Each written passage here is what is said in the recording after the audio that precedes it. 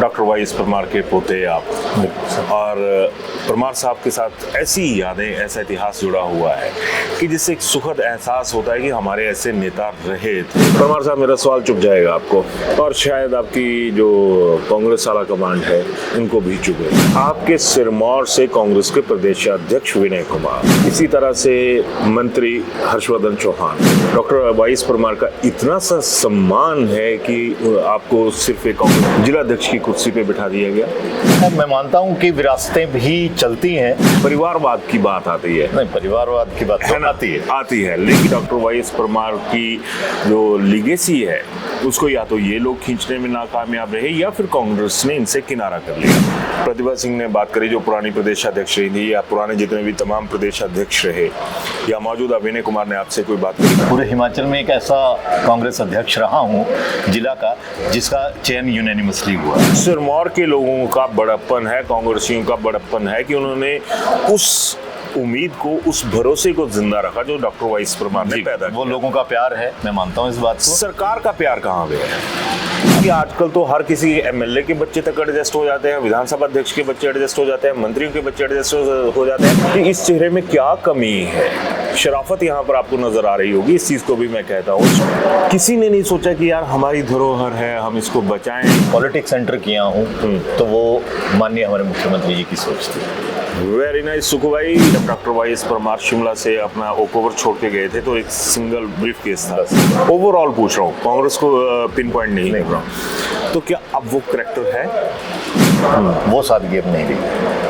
अब pump and show की राजनीति, अब पंप एंड शो की। आम हिमाचली याद करता है उस खास मुख्यमंत्री डॉक्टर वाईएस परमार जी को जिन्होंने प्रदेश को बचाया था। आज की डेट में 118 की धज्जियां उड़ रही हैं। क्या मंशा को लेकर सरकारें इस पे अपने संशोधन कर रही है, क्या उनकी मंशा है, वो वही संशोधन कहेंगे या फिर धनशोधन कहेंगे? कितना सा आप लोगों की जिंदगी में वो हाई प्रोफाइल चीजें आई जिस तरह से आज एक बार का विधायक कोई भी बन जाए, उसकी जिंदगी का लाइफस्टाइल बदल के रह जाता है। हम पॉलिटिक्स में अवश्य हूँ, पर ये कार्य दाग नहीं चाहता कि अपने उस पर कोई लगे। सुखू भाई आपको खास तरजीह देते हैं? बिल्कुल, खास इंपॉर्टेंस देते हैं। क्या आप प्रदेश अध्यक्ष बनने के काबिल नहीं सर, अभी जब हिमाचल का निर्माण हो रहा था, पूर्ण राज्य का दर्जा मिल रहा था, या इसका विरोध कर रहे थे। स्टेटहुड मारो ठुड, ये जो चीज थी ना, इशारों में।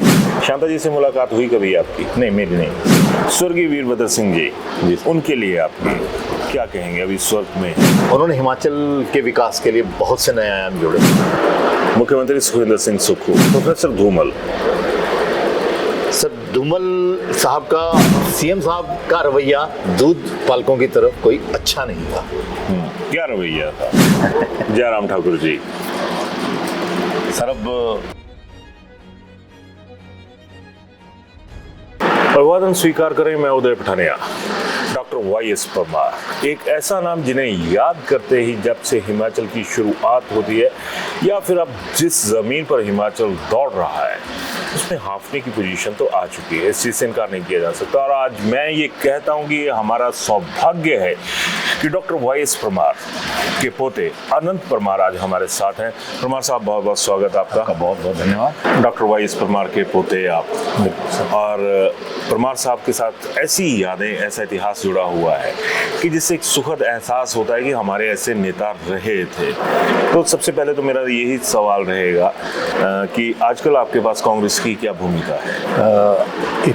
इस समय मैं जिला सिरमौर का कांग्रेस कमेटी का अध्यक्ष हूँ। जिला कांग्रेस जी।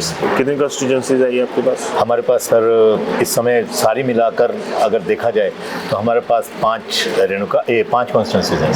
5 कॉन्स्टिट्यूंसीज आई। परमार साहब, मेरा सवाल चुप जाएगा आपको, और शायद आपकी जो कांग्रेस आला कमांड है इनको भी चुभे। विरासत संभालने की बात करते हैं। आपके सिरमौर से कांग्रेस के प्रदेशाध्यक्ष विनय कुमार, और इसी तरह से मंत्री हर्षवर्धन चौहान। और ऐसा क्या हुआ आनंद भाई कि आपको सिर्फ कांग्रेस की नज़र में डॉक्टर वाईएस परमार का इतना सा सम्मान है कि आपको सिर्फ एक कांग्रेस के प्रदेशाध्यक्ष की कुर्सी पे, माफ़ी चाहूँगा, जिलाध्यक्ष की कुर्सी पे बिठा दिया गया? इसे मैं ये तो नहीं कहूँगा, हमें एज ए पॉलिटिशियन मैं ये बोलता हूँ कि मैं 3rd जनरेशन हूँ अपनी फैमिली की।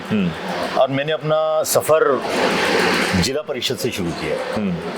तो मेरा मानना ये है, मैं मानता हूँ कि विरासतें भी चलती हैं, पर मेरा मानना थोड़ा सा ये है कि अगर हम स्टेप वाइज चलेंगे, कुछ सीखते हुए जाएंगे तो ज़्यादा बेहतर होगा। उस चीज़ से मैं सहमत हूँ, लेकिन सवाल परमार साहब ये भी है कि परिवारवाद की बात आती है। नहीं, परिवारवाद की बात है ना, आती है, लेकिन वहाँ पर भी अगर मैं ये कहूँ कि डॉक्टर वाई एस परमार की जो लीगेसी है उसको या तो ये लोग खींचने में नाकामयाब रहे या फिर कांग्रेस ने इनसे किनारा कर लिया। आज की डेट में अगर वो देखा जाए तो क्या आपके पास सरकार में कोई ओहदा है?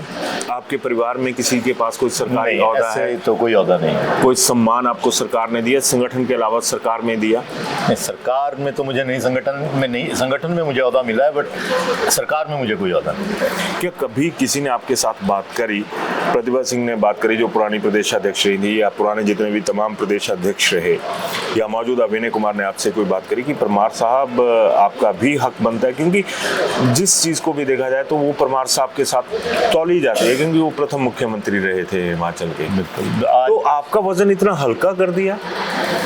हल्का तो नहीं कहूँगा मैं, इनके आगे जिस हिसाब से हमारी पॉलिटिक्स आज सिनारियो सिरमौर में है, मैं ये मानता हूँ कि मैं यूनानिमसली पूरे हिमाचल में एक ऐसा कांग्रेस अध्यक्ष रहा हूँ जिला का जिसका चयन यूनानिमसली हुआ है। तो मैं ये मानता हूँ सिरमौर के लोगों का बड़प्पन है, कांग्रेसियों का बड़प्पन है कि उन्होंने उस उम्मीद को, उस भरोसे को जिंदा रखा जो डॉक्टर वाई एस परमार ने पैदा किया। वो लोगों का प्यार है, मैं मानता हूँ इस बात को। सरकार का प्यार कहाँ गया है?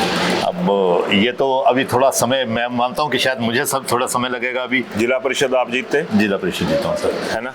तमाम चीजें आपको तो कहीं ना कहीं राज्यसभा में भी नहीं देखा गया, लोकसभा में भी नहीं देखा गया। मान लीजिए कि कुछ एक रिजर्वेशन की चीजें आ जाती हैं। आपकी कॉन्स्टिट्यूंसी कौन सी है? मेरी कॉन्स्टिट्यूंसी पछाद है, जो कि शुरू के हिमाचल बनने के टाइम से ही रिजर्व है। तो क्या लगा नहीं कि आजकल तो हर किसी एमएलए के बच्चे तक एडजस्ट हो जाते हैं, विधानसभा अध्यक्ष के बच्चे एडजस्ट हो जाते हैं, मंत्रियों के बच्चे एडजस्ट हो जाते हैं। मेरा सवाल एक आप लोगों के साथ भी रहेगा, डॉक्टर वाई एस परमार, आप लोगों से मतलब जनता के साथ ही है कि विशाल इनके चेहरे को दिखाइएगा कि इस चेहरे में क्या कमी है। शराफत यहाँ पर आपको नजर आ रही होगी, इस चीज को भी मैं कहता हूँ। शराफत के लिए डॉक्टर वाई एस परमार जाने जाते थे।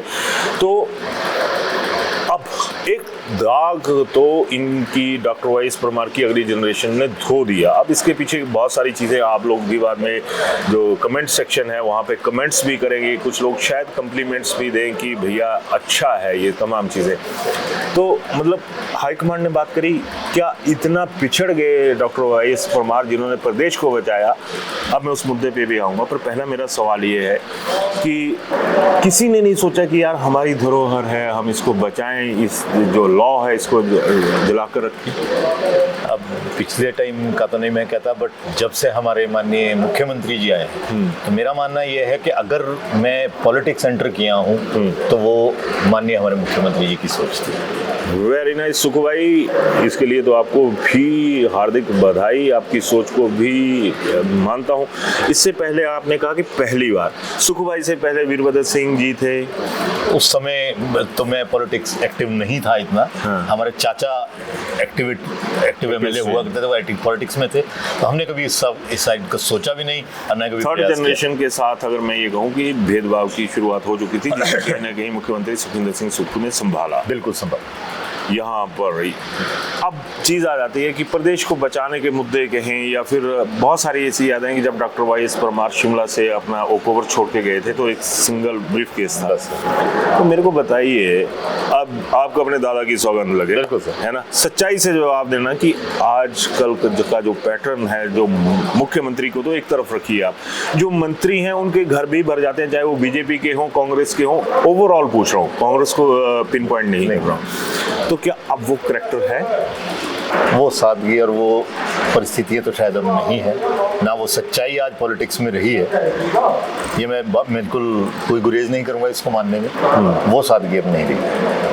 अब पंप एंड शो की राजनीति, अब पंप एंड शो की और शो की राजनीति हो चुकी, राजनीति। धारा सेक्शन 118 का जिक्र जो है, और आज भी हम लोग याद करते हैं, आम हिमाचली याद करता है उस खास मुख्यमंत्री डॉक्टर वाई एस परमार जी को जिन्होंने प्रदेश को बचाया। बिल्कुल बचाया। आज की डेट में 118 की धज्जियां उड़ रही हैं और इसके ऊपर लगातार विवाद उठ रहे हैं। क्या कभी आपसे सरकार ने पूछा या किसी और बीजेपी के नेता ने पूछा? क्योंकि जो प्रदेश के मुख्यमंत्री थे वो पूरे प्रदेश के मुख्यमंत्री थे, प्रथम मुख्यमंत्री थे, हिमाचल का जो जनक जनक है वो डॉक्टर वाईएस परमार को माना जाता है। तो 118 पे आपकी क्या राय है कि ये हो क्या रहा है, क्यों हिमाचलियों का, अगर मैं ये सामान्य भाषा में कहूँ, क्यों बेड़ा गर्क करने पे बैठे हुए हैं कि धन्ना सेठों को जमीनें दे देनी हम लोगों ने अपनी? मैं मानता हूं कि आज के दौर में शायद 118 का दुरुपयोग हो है। ये डॉक्टर परमार की सोच थी कि हमारा हिमाचली सुदृढ़ रहे, यहाँ पे औरों का निवास ना हो, कल को ये हिमाचल बिक ना जाए। इसकी सोच लेकर डॉक्टर परमार ने, हमारे लोग बहुत सीधे साधे हैं, भोले हैं, इसके लिए इसको बनाया था। पर हो सकता है आज क्या मंशा को लेकर सरकारें इस पे अपने संशोधन कर रही है, क्या उनकी मंशा है वो वही संशोधन कहेंगे या फिर धनशोधन कहेंगे? अब हम इसको धनशोधन तो आप बता सकते हैं ज़्यादा, मैं तो संशोधन ही नाम दे सकता हूँ। संशोधन के नाम पे धनशोधन एक तरीके से तो हो रहा होगा। जो आम हिमाचली की परसेप्शन है इस वक्त कि भैया अगर ऐसा हो रहा है तो ये चीज़ें सही नहीं है, वो मैं आपसे सहमत हूँ। चलिए अब लास्ट की तरफ चलता हूँ कि आपने कितना सा डॉक्टर वाईएस परमार या अपने चचा के बाद कितना सा आप लोगों की ज़िंदगी में वो हाई प्रोफाइल चीज़ें आई, जिस तरह से आज एक बार का विधायक कोई भी बन जाए उसकी ज़िंदगी का लाइफस्टाइल बदल के रह जाता है? ऐसा तो कुछ नहीं, शायद एक जेनेटिक प्रॉब्लम कहें इसे या क्या कहें। हम पॉलिटिक्स में अवश्य हूँ, पर ये कार्य दाग नहीं चाहता कि अपने उस पर कोई लगे। आज लाइफस्टाइल में ऐसा कोई चेंज नहीं आया है, लोगों में पॉपुलैरिटी आई है, लोगों में हम मानते हैं, लोग प्यार देते हैं, जहाँ जाते हैं इज्जत करते हैं, और इसी को लेके हम आज भी अपने दादा को याद करते हैं। मैं यहाँ पे जैसे ही कांगड़ा में शिविर चला हुआ है तो अभी बहुत देर रात हो चुकी है, और जब मेरे को पता लगा कि डॉक्टर वाईएस परमार के पोते हैं आनंद परमार, वो भी यहाँ पे आए हैं, तो वही बात आ गई कि एक इज्जत का भाव बनता है। और जब आप देखते हैं कि मुख्यमंत्री तो एक तरफ कर दीजिए, आप मंत्री तक के बच्चे एडजस्ट हो गए, कि आपके दिल में टीस नहीं लगती कि हमारी ईमानदारी का क्या सिला मिल रहा है हमें? नहीं सर, टीस तो नहीं है। कंपटीशन के लिहाज से मैंने आज तक कभी पॉलिटिक्स को देखा नहीं। अगर कंपटीशन होता तो शायद टीस होती, कहीं जाके हम कंप्लेन करते। मैं धन्यवादी हूँ कि आज मैं इस पोस्ट पे भी हूँ, तो अगर हूँ तो मैं इस पोस्ट का निर्वहन बहुत अच्छे तरीके से करूँ। सुखू भाई आपको खास तरजीह देते हैं? बिल्कुल खास इंपॉर्टेंस देते हैं? बिल्कुल सर, बिल्कुल। जब भाई आप मिलते हैं तो बड़े अच्छे तरीके से मिलते हैं, रिकॉग्नाइज करते हैं। आम आदमी की एक्सपेक्टेशन कितनी होती है? विनय कुमार जब संगठनात्मक आधार पे आप उनके घरेलू जिला अध्यक्ष भी हैं, उनका कैसा रवैया आपके लिए? उनका रवैया बहुत अच्छा है। लगभग मैं ये बोलता हूँ, हमारे पास 3 MLAs हैं और तीनों के साथ हमारा सामंजस्य बहुत अच्छा है। मतलब वो इज्जत दे रहे हैं? बिल्कुल दे रहे हैं सर, इसमें कोई दो राय नहीं। इसके लिए तो कांग्रेस के नेता बधाई के पात्र हैं। लेकिन एक सवाल चलते चलते मैं आप लोगों के सामने रख रहा हूँ कि क्या ऐसी लीगेसी को संभालने की ज़रूरत नहीं है जब तमाम चीज़ें हो सकती थी? क्या आप प्रदेश अध्यक्ष बनने के काबिल नहीं? नहीं सर, अभी नहीं, अभी नहीं है। अब आपका प्रोफेशन क्या है? बाय प्रोफेशन में एक एग्रीकल्चरिस्ट। अपनी ज़मीन संभाल के अपनी ज़मीन संभालता हूँ, पशु पालता हूँ, और मेरे 2 बच्चे हैं, मैं उनको पढ़ा। Very nice. चलते चलते एक डॉक्टर वाईएस परमार की धरोहर है, हिमाचल की जनता को क्या मैसेज देना चाहेंगे आप? कैमरे में आंखें डाल के बताइए उस तरफ को। मैं यही मैसेज दूंगा कि आज एक पॉलिटिकल पार्टी से मैं जुड़ा हूँ और मेरी विचारधारा कांग्रेस की है, तो मैं यही लोगों से अपील करूंगा कि वो अपना अच्छा बुरा, क्योंकि आज बीजेपी के बुलावे में बहुत लोग बहुत सी बातें करते हैं, पर ये वही लोग हैं जब हिमाचल का निर्माण हो रहा था, पूर्ण राज्य का दर्जा मिल रहा था, या इसका विरोध कर रहे हैं। आज ये हिमाचल हितैषी बने। सरकार की स्थिति, वित्तीय स्थिति अच्छी नहीं है, सरकार किन हालातों में चली है, पर लोगों को मैं ये जरूर कहूँगा कि आप अपनी सरकार के कामों को, जितने भी अच्छे कार्य किए गए हैं, उनको अप्रिशिएट जरूर करें। स्टेटहुड मारो ठुड, ये जो चीज़ थी ना, इशारों में एक काबिल जो आदमी होता है उसका हो रहा था। मेरे जैसा जो कहे ना कि कुल्हाड़ी से वार करने वाली जो भाषा होती है, तो यहाँ पे मैं आऊँगा, इस पे आरोप रखते हैं माननीय शांता कुमार जी के ऊपर कि उन्होंने ये बात कही।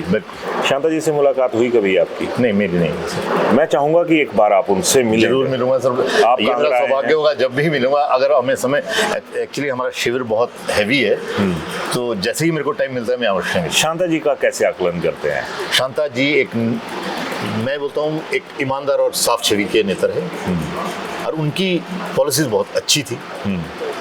पर क्या कारण रहे, क्यों लोगों के थोड़ा सा एक अगर नो वर्क नो पे का अगर वो लागू कर आज भी लागू है, पर शायद अगर हार्श लेवल पे नहीं होता तो शायद आज वही चीजें लागू हैं, कुछ होती। वही चीजें लागू हैं।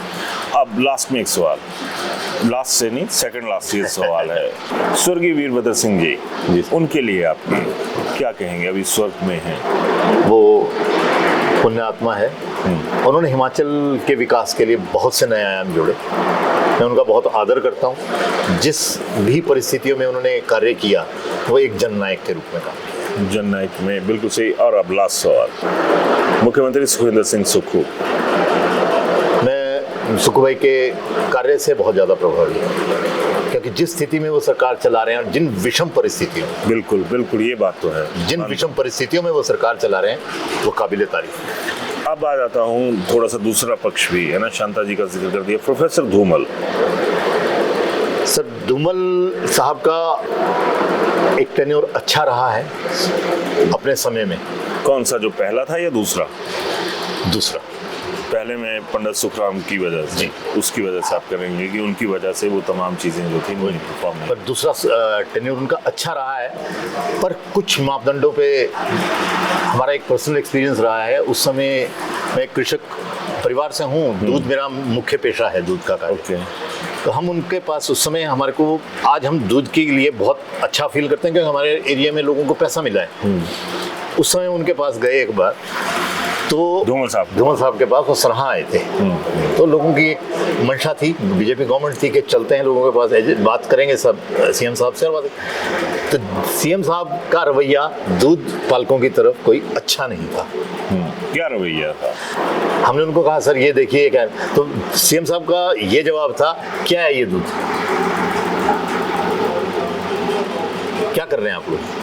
मतलब हम आई वॉज शॉक्ड कि एक सीएम जिस चीज़ को आप आम आदमी की आर्थिकी से नहीं देख रहे हैं, एक आम आदमी क्या चाहता है छोटी सी चीज़, तो मेरे को उस समय बड़ा अच्छा फील नहीं हुआ। अब आ जाता हूँ लास्ट सवाल जयराम ठाकुर जी। सर अब उलझन भरा जवाब, उलझन भरा है। देखिए सबका एक अपना राजनीतिक विजन भी है, पार्टी का विजन भी है। बिल्कुल। अगर पार्टी विजन के हिसाब से मैं बात करूं तो ये पिछला जो 5 साल का उनका दौर था वो स्वर्णिम दौर था। जितनी एड बीजेपी जयराम ठाकुर का, क्योंकि जितनी एड और जितना पैसा हिमाचल को इन 5 सालों में आया उतना पैसा शायद कभी नहीं आया। मैं मान रहा हूँ, उससे सहमत भी हूँ, लेकिन बीइंग ए चीफ मिनिस्टर सब पॉजिटिव था, सब अच्छा था। परंतु हो सकता है उनकी पार्टी में क्या खेमेबाजी रही है और टिकट वितरण में क्या रही, क्या कारण रहे। मतलब आप ये मानते हैं कि जयराम ठाकुर जो है वो हार के लिए जिम्मेदार नहीं है?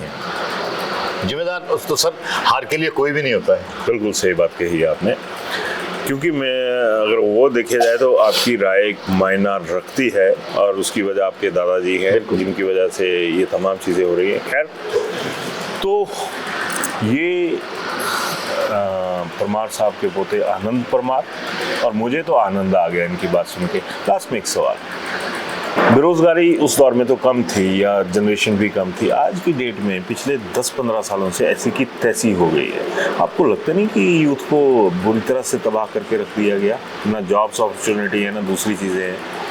बिल्कुल सर, बेरोजगारों को लेकर हमें भी बहुत विरोध का सामना आज की तारीख में ग्राउंड में जाके सामना करना पड़ता है।